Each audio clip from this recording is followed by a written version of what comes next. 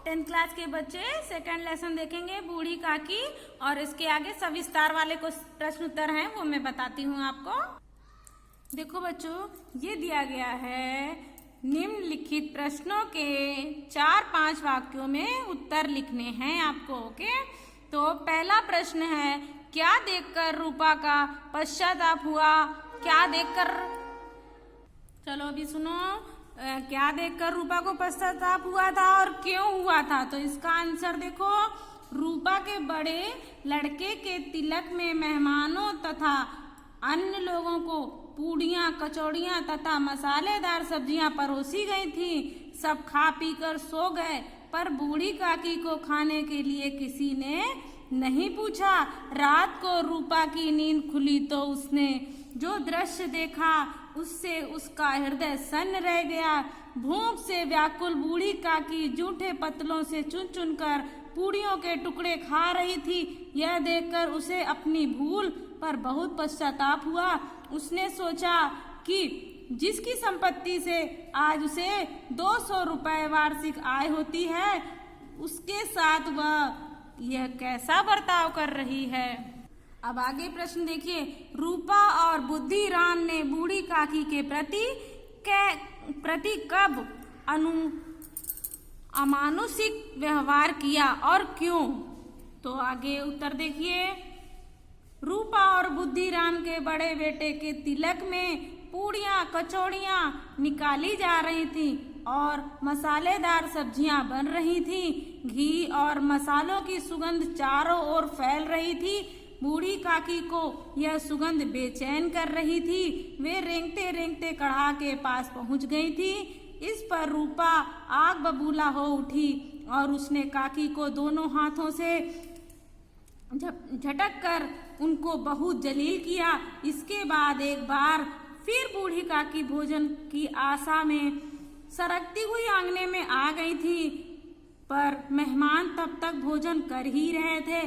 पर इस बार बुद्धिराम क्रोध से तिलमिला गया। वह काकी के दोनों हाथ पकड़कर घसीटते हुए उन्हें उनकी कोठरी में पटक आया। इस प्रकार रूपा और बुद्धिराम ने बूढ़ी काकी के प्रति 2 बार गलत व्यवहार किया। अमानुषी व्यवहार किया मीन्स गलत व्यवहार किया। अब आगे देखिए, खाने के बारे में बूढ़ी काकी के मन में कैसे कैसे मंसूबे बंधे थे। तो जब खाना खाने के लिए बूढ़ी काकी कैसे कैसे मंसूबे साध रही थी, तो देखो, बूढ़ी काकी की कल्पना में पूड़ियों की तस्वीर नाच रही थी। पूड़ियाँ लाल लाल, फूली फूली, नरम नरम होंगी।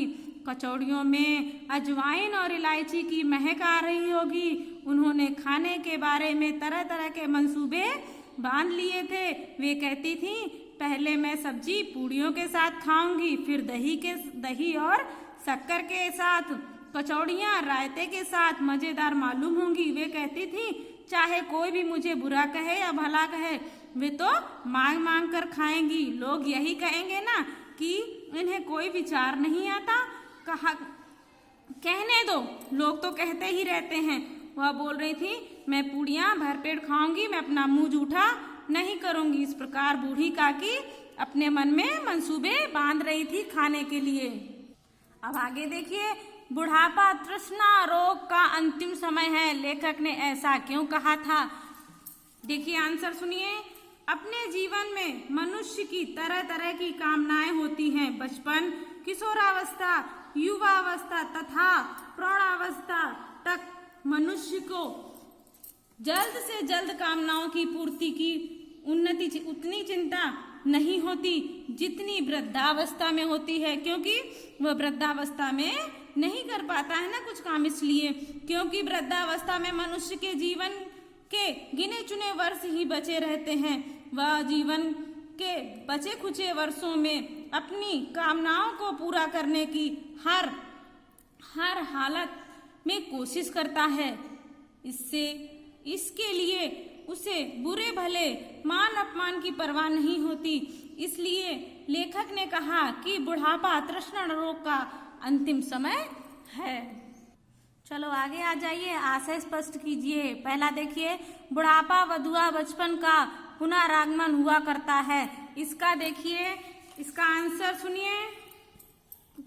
इसका आंसर है, कहते हैं बुढ़ापा बचपन का ही एक रूप है। वृद्धावस्था में मनुष्य की हरकतें बच्चों जैसी हो जाती हैं।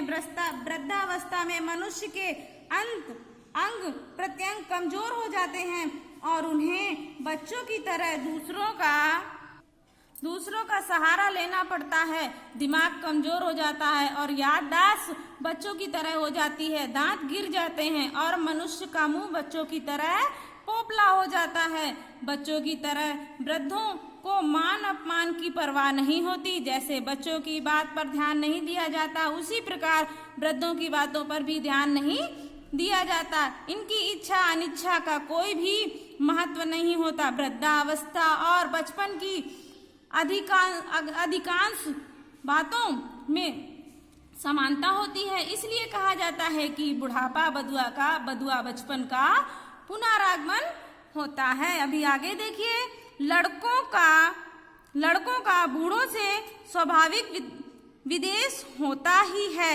अभी देखिए आगे, इसका आंसर देखिए, लड़कों और बूढ़ों के बीच पीढ़ियों का अंतर होता है।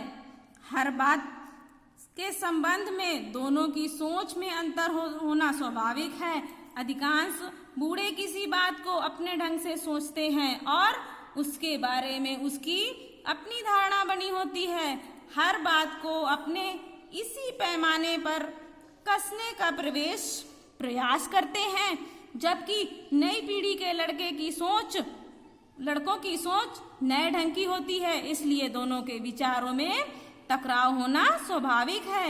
इस अर्थ में लड़कों और बूढ़ों में स्वाभाविक विदेश होता है, क्योंकि नए बच्चे अलग करने की कोशिश करते हैं और बूढ़े बच्चे अलग करने की कोशिश करते हैं। ओके बच्चों, ये आपके प्रश्न उत्तर कंप्लीट हो गए। चलो बच्चों, बाय बाय।